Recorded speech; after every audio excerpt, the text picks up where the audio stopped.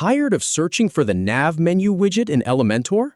Discover where it's hidden and how to unlock it with a simple upgrade in under 2 minutes. We'll navigate the Elementor editor, find the hidden Pro widget, and see how a simple upgrade unlocks it and dozens more features.